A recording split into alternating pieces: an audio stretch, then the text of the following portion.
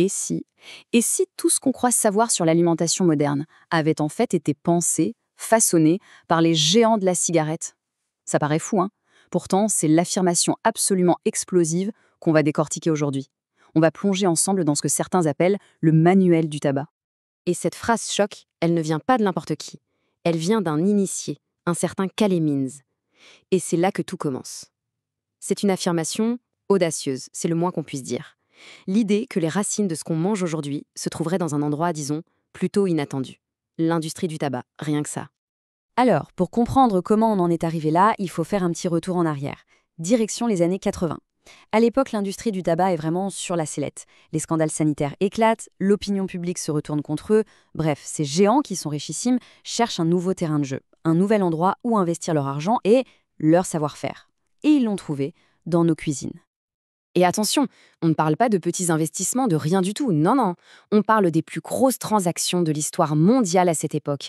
Philip Morris qui s'offre Kraft, R.J. Reynolds qui fusionne avec Nabisco. En l'espace de quelques années à peine, les deux plus grands cigarettiers du monde deviennent les deux plus grands géants de l'agroalimentaire. Ce n'est plus de la diversification à ce niveau, c'est carrément un pivot stratégique majeur. Ok, donc ils arrivent avec des milliards. Mais ils n'apportent pas que leur argent. Ils amènent avec eux leur méthode, leur Bible, si on veut, le fameux manuel du tabac. Toute une panoplie de stratégies qu'ils ont passé des années à perfectionner pour vendre des cigarettes. Et cette stratégie, elle se base sur deux piliers. D'un côté, la science. On prend des milliers de scientifiques, des experts dont le seul but était de rendre les cigarettes le plus addictives possible, et on les met au travail sur la bouffe. De l'autre côté, la politique.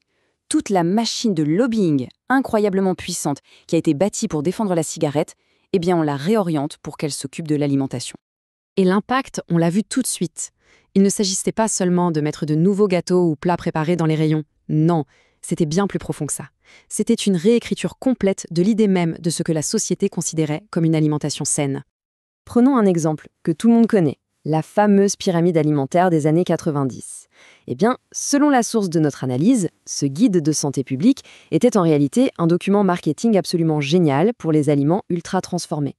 Pensez-y, on met les glucides et le sucre tout en bas, on dit que c'est la base, et on diabolise les graisses. Ça servait parfaitement les intérêts des nouveaux produits de Kraft et Nabisco, qui étaient bourrés de sucre et de céréales transformées.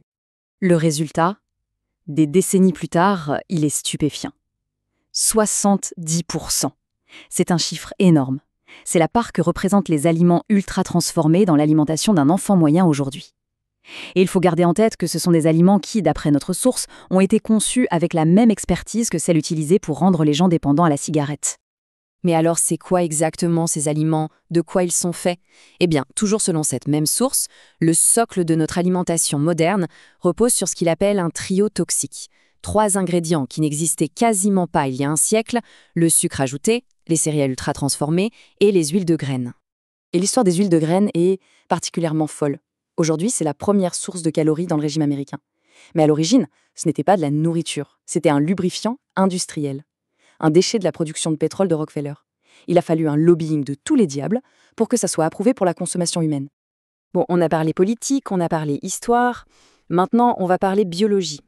Parce que le vrai coup de génie de ce manuel, c'est la façon dont il pirate directement notre corps, notre cerveau. On s'est tous posé la question un jour, non? Pourquoi est-ce que c'est si difficile de s'arrêter de manger certains trucs, même quand on sait pertinemment que ce n'est pas bon pour nous? Eh bien, la réponse, elle est dans la conception même de ces produits. En fait, c'est simple. Notre cerveau, depuis la nuit des temps, est programmé pour chercher des aliments très riches en énergie, comme des fruits bien sucrés. C'était rare à l'époque et c'était vital pour notre survie. La science alimentaire moderne a tout simplement piraté ce vieux programme. Elle a créé des produits qui appuient sur ce même bouton de désir intense, mais avec une petite différence. Ils ont désactivé le signal qui nous dit « Stop, t'as assez mangé ». Et le résultat, c'est qu'on peut en manger sans jamais vraiment s'arrêter. Et c'est là que l'histoire devient encore plus sombre. Parce qu'une population qui mange comme ça, sur le long terme, eh bien, elle tombe malade. Et cette maladie de masse, c'est devenu la base d'un autre business model tout aussi lucratif.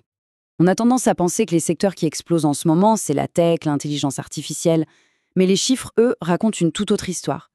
Aux États-Unis, l'industrie qui est à la fois la plus grosse et celle qui grandit le plus vite, c'est celle de la santé. Et sa croissance, elle est nourrie par quoi? Par l'explosion des maladies chroniques. Des maladies qui, pour la plupart, pourraient être évitées. Cette phrase, elle est terrible à entendre. Mais elle résume une réalité économique assez brutale. Le système, dans sa forme actuelle, ne tire pas profit de la prévention. Il tire profit de la gestion des maladies. Un enfant qui tombe malade aujourd'hui, c'est potentiellement un client pour des dizaines d'années. Et ce schéma l'illustre parfaitement. Prenez une maladie chronique, comme le diabète. Elle n'arrive presque jamais seule.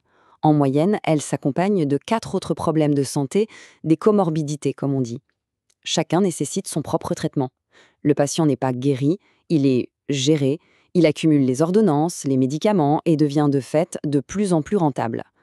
Du coup, la question qui vient tout de suite à l'esprit, c'est mais où sont les garde-fous?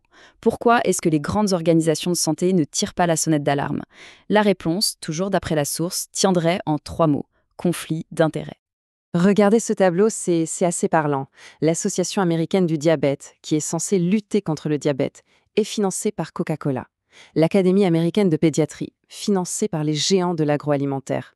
Le nœud du problème est là. Ceux qui sont censés être les gardiens de notre santé sont financés par ceux-là même dont les produits contribuent au problème. Et attention, ce n'est pas juste une théorie. Le lanceur d'alerte dont on parlait au début, Calais Mins, il affirme l'avoir fait de ses propres mains. Il explique que son travail, en tant que lobbyiste pour Coca-Cola, c'était précisément d'apporter les chèques à ces organisations de santé. On a donc une boucle parfaite. L'industrie qui contribue au problème finance ceux qui sont censés le combattre. Et tout ça nous laisse avec une question assez vertigineuse.